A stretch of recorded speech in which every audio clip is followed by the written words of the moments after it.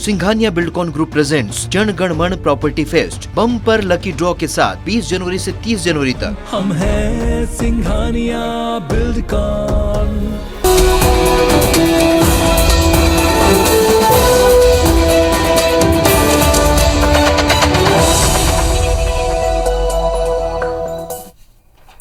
नमस्कार, आप देख रहे हैं IBC 24। मैं हूं आप सभी के साथ रचना नितेश। रात 10 बजे के इस बुलेटिन में आप सभी का बहुत बहुत स्वागत है। और बुलेटिन में सबसे पहले बात यूपी के अग्निपथ की।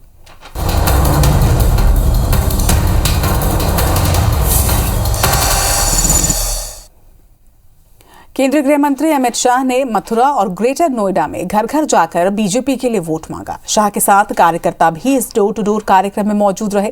वहीं कार्यकर्ता सम्मेलन में अमित शाह ने कहा कि यूपी में पहले की सरकारों में माफिया राज चलता था, आज सभी माफिया जेल में हैं। वहीं जिन अपराधियों से जनता डरती थी वो अपराधी अब थाने में सरेंडर कर रहे हैं।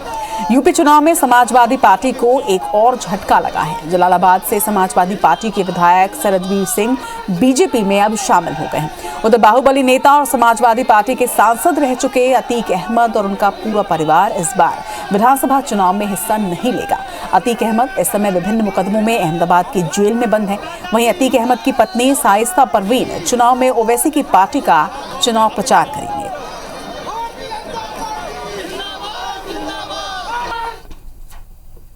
उसके खिलाफ तो कभी कार्यवाही ही नहीं होती। आज देखिए, आजम खान जी जेल में है, अतीक अहमद भी जेल में है, मुख्तार अंसारी भी जेल में है और मुकदमे इतने लगे हैं कि पूरी की पूरी नोटबुक भी लिखते लिखते समाप्त हो गई। कभी इन लोगों पर कार्यवाही नहीं होती थी। खुलेआम शोषण करते थे, जमीनें कब्जाते थे, फिरौती उगाते थे, उनकी गैंगें चला करती थी। आज भारतीय जनता पार्टी के शासन में मुख्यमंत्री योगी आदित्यनाथ ने उत्तर प्रदेश के लॉ एंड ऑर्डर को परफेक्ट कर रख दिया है। किसी की मजाल नहीं हो चुकी।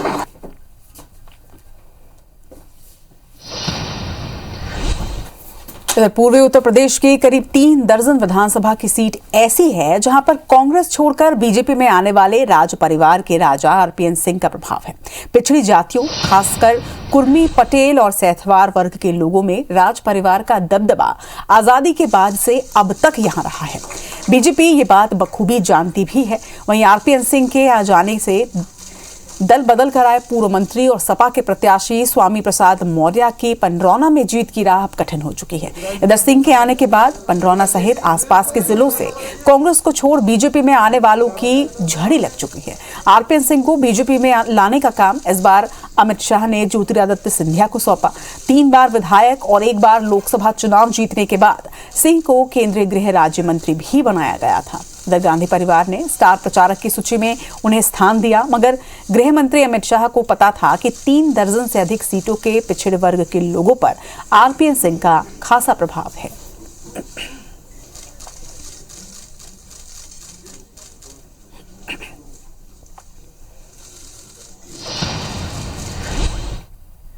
सन 1993 से लगातार कुंडा के विधायक चुने जा रहे राजा भैया के खिलाफ तगड़ी मोर्चाबंदी करते हुए अखिलेश यादव ने उन्हीं के करीबी दोस्त गुलशन यादव को अपनी पार्टी से टिकट दिया है।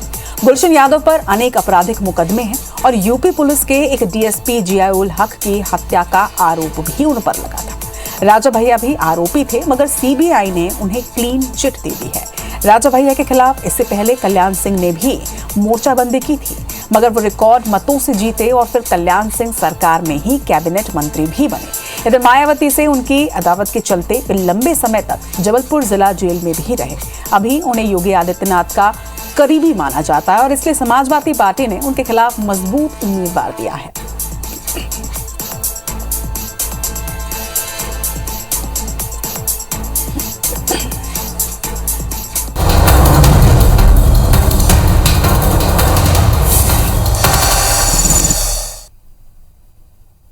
और अब बात छत्तीसगढ़ की खबरों की। छत्तीसगढ़ में बजट सत्र के बाद मंत्रिमंडल विस्तार हो सकता है। अल्प प्रवास पर बिलासपुर पहुंचे मुख्यमंत्री भूपेश बघेल ने बिलासा एयरपोर्ट पर इस बात का इशारा किया है। इसके साथ ही सीएम ने यूपी चुनाव, छत्तीसगढ़ मॉडल को फेल बताने और सांसदों के राजभवन जाने को लेकर बीजेपी पर जमकर निशाना भी साधा। उन्होंने कहा कि धान खरीदी, वनोपज खरीदी और धान बोनस के साथ ही गोधन न्याय योजना की चर्चा पूरे देश में हो रही है। इधर देश के दूसरे प्रदेशों के किसान इसके लिए आंदोलन कर रहे हैं। इस तरह छत्तीसगढ़ के सफल मॉडल की चर्चा पूरे देश में है। वहीं मुख्यमंत्री ने रायपुर सांसद के फरार होने और दूसरे सांसदों के राजभवन जाने पर कहा कि उन्हें राजभवन की बजाय कोर्ट जाना चाहिए। उन्होंने ये भी बताया कि उन्हें आगरा और मेरठ में चुनाव प्रचार की जिम्मेदारी दी गई है, जिसके लिए वो यूपी जा रहे हैं। कोर्ट जाना चाहिए, राजभवन में क्या है? उनको तो कोर्ट में जाना चाहिए, प्रस्तुत हो जाना चाहिए, न्यायालय में जाने में क्या सर? छत्तीसगढ़ मॉडल फेल क्यों है? 2500 रुपये क्विंटल में धान बिक रहा है कि नहीं बिक रहा है? आज हम 9000 रुपया प्रति एकड़ के हिसाब से दे रहे हैं, समर्थन उन्हें खरीदी कर रहे हैं, सबसे सफल मॉडल है। राजनांदगांव सांसद संतोष पांडे और पूर्व सांसद अभिषेक सिंह समेत कई भाजपा नेताओं और कार्यकर्ताओं पर कवर्धा थाने में दर्ज प्रकरण की जांच कर समाप्त करने की मांग को लेकर भाजपा सांसदों का एक प्रतिनिधिमंडल आज राज्यपाल अनुसुईया उइके से मिला। प्रतिनिधिमंडल में सांसद सुनील सोनी, विजय बघेल, गुहाराम अजगले, गोमती साय और चुन्नीलाल साहू मौजूद थे। राज्यपाल से मुलाकात के बाद सांसद सुनील सोनी और विजय बघेल ने यह बताया कि पिछले साल कवर्धा में अक्टूबर के महीने में भगवा ध्वज मामले पर भाजपा के सांसद संतोष पांडे और पूर्व सांसद अभिषेक सिंह के खिलाफ पुलिस ने फरारी घोषित की है। वहीं नेताओं समेत कई भाजपा जनप्रतिनिधि और पदाधिकारियों की चल अचल संपत्ति की जांच भी कराई जा रही है, जबकि सांसद संतोष पांडे और अभिषेक सिंह लगातार क्षेत्र में दौरा कर रहे हैं। उसके बावजूद पुलिस प्रशासन की ओर से फरार घोषित करना एक षड्यंत्र है। वहीं सांसदों ने यह भी कहा कि कवर्धा पुलिस की ये कार्रवाई नियम के विरुद्ध है। इस मामले पर मुख्यमंत्री भूपेश बघेल ने कहा है कि भाजपा को कोर्ट जाना चाहिए। वहीं राज्यपाल से मिलकर क्या होगा?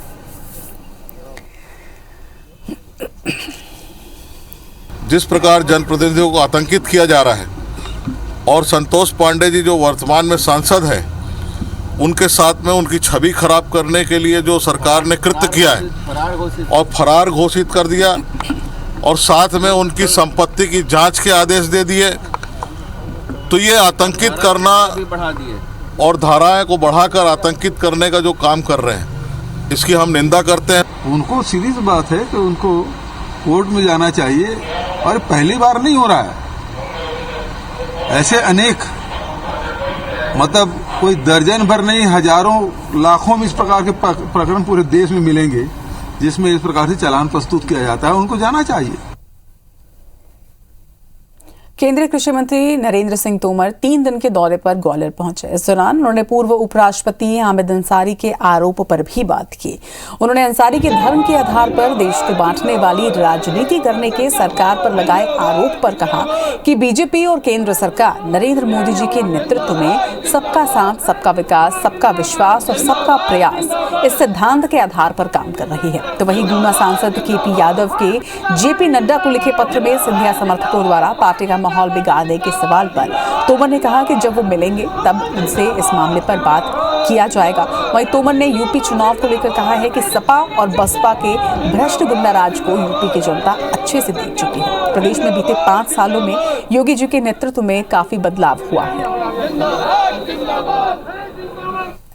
असल मुझे मालूम नहीं है कि उनका बयान क्या है, लेकिन मैं इतना कह सकता हूँ, भारतीय जनता पार्टी और भारत सरकार नरेंद्र मोदी जी के नेतृत्व में सबका साथ, सबका विकास, सबका विश्वास और सबका प्रयास इस सिद्धांत के आधार पर काम कर रही है। रेडी टू ईट मामले में शासन के आदेश पर बिलासपुर हाई कोर्ट ने रोक लगाकर स्व सहायता समूहों को तत्कालिक तौर पर राहत दी है। रेडी टू ईट मामले में शासन के फैसले को चुनौती देते हुए 5 महिला स्व सहायता समूहों ने प्रभावित होने वाली 20,000 महिलाओं की तरफ से हाई कोर्ट में जनहित याचिका लगाई थी। इस जनहित याचिका के पहले 230 अलग अलग रीट पिटीशन भी दायर की गई। वहीं जस्टिस पी.एम. कोशी की बेंच में सभी याचिकाओं पर एक साथ सुनवाई हुई, जिसके बाद हाई कोर्ट ने शासन के फैसले पर आगामी सुनवाई तक अंतरिम रोक लगा दी है। इस रोक के बाद अब स्व सहायता समूह आगामी सुनवाई तक बिना किसी रुकावट के पहले की तरह ही काम कर सकेंगे। वहीं हाई कोर्ट में 3 और 4 मार्च को इस मामले में अंतिम सुनवाई तय की गई है। आपको बता दें कि राज्य सरकार ने रेडी टू ईट के अब ऑटोमेटिक मशीन से उत्पादन का फैसला लिया है। वहीं शासन का ये मानना है कि इससे आहार की व्यवस्था और गुणवत्ता बेहतर होगी। शासन के इसी फैसले को महिला स्व सहायता समूहों ने हाईकोर्ट में चुनौती दी है।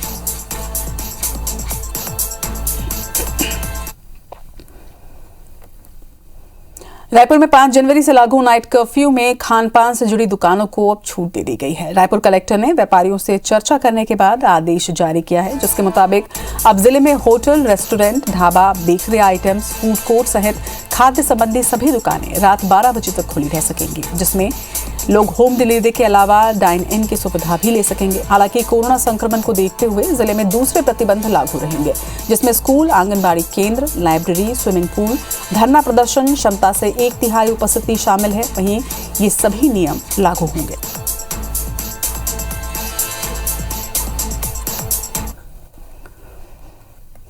इधर छत्तीसगढ़ मेडिकल सर्विसेज कॉर्पोरेशन की ओर से सप्लाई कियोस्क केबिन एक लहर बाद ही कबाड़ हो चुकी है। टूटी फूटी हालत में ये केबिन प्राथमिक और सामुदायिक स्वास्थ्य केंद्रों में पड़े हुए हैं, जिसे वापस काम में लाने के लिए स्वास्थ्य विभाग को 3 से 4 हजार रुपए अब खर्च करने पड़ेंगे। रायपुर सीएमएचओ का कहना है कि ये केबिन इतने छोटे थे कि इनका इस्तेमाल भी नहीं किया जा सकता था। गुणवत्ता भी इतनी खराब थी कि वो टूट चुके हैं। वहीं रायपुर के एक सेंटर का जायजा लिया IBC 24 संवाददाता विनय वर्मा ने। कोरोना काल के दौरान स्वास्थ्य विभाग पे पैसे बर्बादी के भी आरोप लगे हैं। तमाम आरोपों के बीच में हम आपको दिखा रहे हैं कि ये कियोस्क सेंटर है और इस कियोस्क सेंटर में ये हर एक जो PSC और CSC है, न केवल रायपुर के बल्कि प्रदेश के लगभग सभी PSC CSC में ये बना करके ये बॉक्स भेजा गया था। इसका उद्देश्य ये था कि जब जो कर्मी है, स्वास्थ्य कर्मी है, उसके अंदर आएगा और यहाँ से हाथ डाल करके बाहर जो नोजल का उसका स्वैब लेगा और उसे जांच के लिए भेजा जाएगा, ताकि इसके कारण से वो कोरोना का जो व्यक्ति है वो किसी तरह से संक्रमित नहीं कर पाएगा स्वास्थ्य की जो कर्मचारी है इसको। लेकिन इसकी जो कीमत है वो लगभग 50,000 बताई गई है और सप्लाई CGMC से हुआ है, जबकि ये जो डिज़ाइन है वो जो स्वास्थ्य कर्मचारी के न अंदर बैठने लायक जगह था, केवल 2 तरफ से ये यहाँ पर रास्ता बना दिया गया था और 2 तरफ से ये मान करके 2 जगह दीवार सपोर्ट रहेगा और ऐसे में इसको फिट करके दे दिया गया था। लेकिन ये 2 कोरोना की लहर झेलने के बाद ही ये ख़राब हो गए हैं। अब जब तीसरी कोरोना की लहर है तो ऐसे में कर्मचारियों को इनकी जगह PPE किट पहन करके काम करना पड़ रहा है। अब नए तरीके का कियोस्क सेंटर का स्वास्थ्य कर्मी को इंतजार है ताकि उन्हें घंटों PPE किट पहनने से बचा रहना पड़े। कैमरामैन योगेंद्र के साथ विनय वर्मा, IBC 24 रायपुर। रुक करेंगे बिग न्यूज का।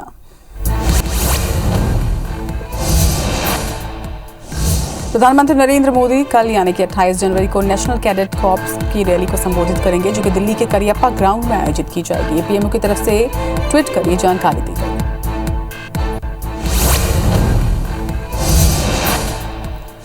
केंद्रीय वित्त मंत्री निर्मला सीतारमण ने 1 फरवरी को केंद्रीय बजट 2022-23 पेश करेंगी, जो कि पूरी तरह से पेपरलेस होगा। केंद्रीय वित्त मंत्रालय ने इसकी जानकारी दी है। पंजाब में आरोप प्रत्यारोप के दौर के बीच दिल्ली के मुख्यमंत्री अरविंद केजरीवाल ने कहा है कि अकाली और कांग्रेस से लोग परेशान हो चुके हैं। चुनाव का माहौल काफी दिन से चल रहा है। राहुल गांधी आज बहुत देर से आए, वो शायद शक्ल दिखाने लायक ही नहीं है, क्योंकि पिछली बार कांग्रेस ने जितने वादे किए थे उनमें से एक भी वादा पूरा नहीं किया है। भारत के विदेश मंत्री doctor S Jaishankar corona positive पाए गए हैं। विदेश मंत्री ने खुद ट्वीट कर इसकी जानकारी दी है। एस जयशंकर ने अपने संपर्क में आने वाले सभी लोगों से टेस्ट करवाने की अपील भी की।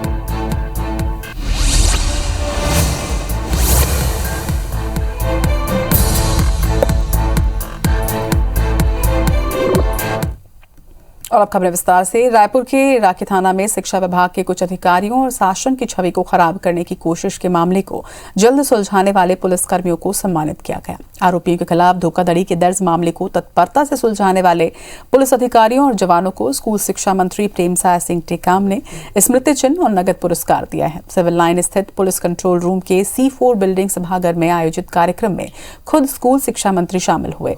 सभी 21 पुलिसकर्मियों को प्रशस्ति पत्र और 1 लाख रुपए नगद देकर सम्मानित किया गया। वहीं इस मौके पर रायपुर SSP प्रशांत अग्रवाल सहित पुलिस के वरिष्ठ अधिकारी मौजूद रहे।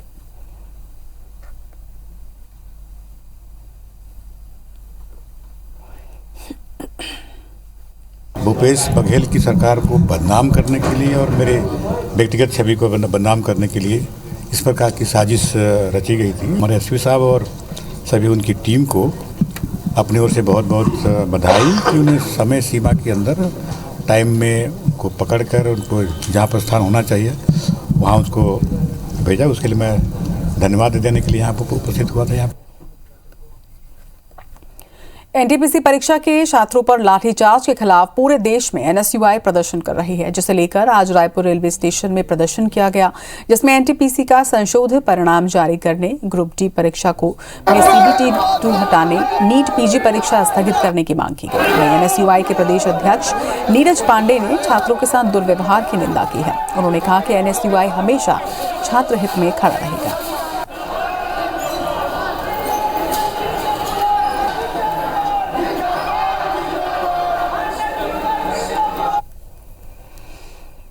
बिलासपुर पुलिस ने नाबालिग के अपहरण केस का पर्दाफाश किया है। इसके साथ ही नाबालिग बच्चों का अपहरण कर शादी के लिए बेचने वाले गिरोह के 5 आरोपियों को भी गिरफ्तार किया गया। आरोपियों के पास छत्तीसगढ़ के साथ नागपुर और राजस्थान तक जुड़े हुए हैं। वहीं पुलिस के मुताबिक पिछले साल 17 नवंबर को बिलासपुर से एक नाबालिग गायब हुई थी। परिजनों ने रिश्ते में बड़ी मां आरोपी ज्योति गुप्ता पर बहला फुसलाकर ले जाने का शक भी जाहिर किया था। इस दौरान सीसीटीवी फुटेज भी सामने आया, जिसमें बच्ची आखिरी बार अपनी बड़ी मां के पीछे जाती भी नजर आई थी। वहीं पुलिस ने ज्योति गुप्ता के मोबाइल INEI नंबर के आधार पर नागपुर में दबिश देकर रुखसार खान, आकाश सरवाती, ज्योति गुप्ता और नीरज कापले को गिरफ्तार कर लिया है। पूछताछ में पता चला है कि नाबालिग का फर्जी आधार कार्ड बनाकर नंदकिशोर शर्मा के माध्यम से 2.5 लाख में रतन प्रजापति को बेचकर अजमेर में शादी भी करवा दी गई। वहीं नंदकिशोर और रतन प्रजापति ने नाबालिग का दैहिक शोषण भी किया। पुलिस ने 5 आरोपियों को गिरफ्तार कर लिया है, जबकि एक अभी भी फरार है। जिसमें इसका फर्जी आधार कार्ड बनाया गया है, जिसमें इसको 19 साल का दिखाया है। तो अभी 5 आरोपी हमारे गिरफ्त में और उसके बेसिस पे किशनगढ़ जिले में एक व्यक्ति से इसकी ज़बरदस्ती शादी भी कराई गई। 5 आरोपियों को इस पूरे प्रकरण में पुलिस ने पंजीबद्ध किया है। ये 3 लोग इसमें नागपुर के हैं और एक इसकी जो महिला जो जिसके साथ ही गई थी परिवार की जो है। जबलपुर में स्वच्छता अभियान में बड़ा फर्जीवाड़ा सामने आया है। शहर में साफ सफाई का टेंडर लेने वाली समितियां अनुबंध में दर्ज संख्या से कम कर्मचारियों से काम ले रही हैं। जनता की शिकायत पर जब नगर निगम ने जांच की तो समितियों का ये फर्जीवाड़ा उजागर हुआ है और अब समितियों पर लाखों का जुर्माना ठोका गया है। देखिए रिपोर्ट।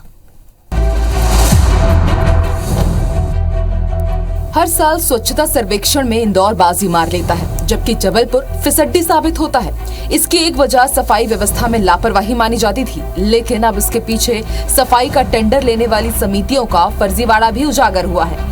जबलपुर में साफ सफाई का टेंडर लेने वाली 5 समितियां कागजों पर दिखा रही थी कि उनके पास 1795 सफाई कर्मी काम कर रहे हैं, लेकिन जब नगर निगम ने मौके पर सफाई कर्मियों की गिनती करवाई तो 291 सफाई कर्मी नदारद मिले। ऐसे में फर्जीवाड़ा करने वाली सफाई समितियों पर 1,86,000 रुपए का जुर्माना ठोका गया है। नगर निगम ने मां नर्मदा साई सेवा समिति पर 76,000, आर प्रियांशी समिति पर 23,000 रुपए, अल्ट्रा क्लीन एंड केयर समिति पर 36,000 रुपए, मां नर्मदा सफाई कोऑपरेटिव समिति पर 21,000 रुपए का जुर्माना लगाया है। तो वहीं बर्फानी सिक्योरिटी सर्विस पर 29,000 रुपयों का जुर्माना लगाया है। इधर शहर की जनता भी सफाई कर्मियों की मनमानी से परेशान है। एक दिन लगती है, 4 दिन नहीं लगती है। ऐसे में बहुत परेशानी होती है यहाँ पे। और फिर थोड़ा बहुत कचरा फैलता तो हम लोग का चालान होता है। फिर एक बार चालान हो चुका हमारा ऐसे। बस झाड़ू वाड़ू हफ्ते में 1-2 बार लगती है बस 2-3 दिन में एक बार झाड़ू लगती है। जगह जगह कचरा डला रहता है। हम लोग बहुत परेशान हैं। चालान हो गया 2-3 बार दुकान का। हम दुकान में काम करते हैं, झाड़ू नहीं लगती। सारे कुत्ते कचरा लेके दौड़ते हैं और गंदगी फैलती है। टाइम पे ना झाड़ू लगती है ना कचरा उठता है। रोडों पर कचरा फैला रहता है, इसलिए सुअर ज़्यादा आते। एक दिन छोड़ के लगेगी, कहीं 2 दिन छोड़ के लगेगी, कभी लग ही नहीं पाएगी। नगर निगम के अधिकारियों ने भी जनता की इन शिकायतों को सही माना है और आगे लापरवाही मिलने पर टेंडर रद्द करने की बात कही है। उसके जो अनुबंध है उस हिसाब से हम कार्रवाई भी कर रहे हैं और ये जो उनको पेनल्टी लगाई गई है ये रेगुलर चलेगी और इनमें 2-4 दिन की नहीं सुधार होता है तो उनको टर्मिनेशन की कार्रवाई की जाएगी। पिछले स्वच्छता सर्वेक्षण में करोड़ों रुपए खर्च करने के बावजूद जबलपुर को 20वां स्थान मिला था, जिसके पीछे भी सफाई समितियों के इस फर्जीवाड़े को वजह माना जा रहा है। फिलहाल देखना होगा फर्जीवाड़ा सामने आने के बाद स्वच्छता सर्वेक्षण साल 2022 की तैयारियों में जुटा जबलपुर कितना स्वच्छ बन पाता है। विजेंद्र पांडे के साथ bureau report, IBC 24 Jabalpur. Rajnandgaon में एक ही परिवार के सभी 8 सदस्यों के साथ अन्य 2 लोगों ने जैन साधु साध्वी की दीक्षा ग्रहण की है। ताकलिया परिवार के 6 सदस्यों ने एक साथ सांसारिक मोह माया का त्याग कर श्री जिन पीयूष सागर सुरेश्वर जी की मौजूदगी में दीक्षा ग्रहण की। इस दौरान बड़ी संख्या में जिले भर के जैन समाज के लोग यहां मौजूद रहे। ताकलिया परिवार के सभी सदस्यों का बिनौली के बाद विधिवत रूप में दीक्षा संस्कार की प्रक्रिया संपन्न की गई। दीक्षा समारोह को लेकर शहर के जैन बगीचे में जैन समाज के द्वारा व्यापक तैयारियां की गई थी। दीक्षा समारोह के आयोजन में देश प्रदेश सहित जिले भर से श्रद्धालु पहुंचे थे।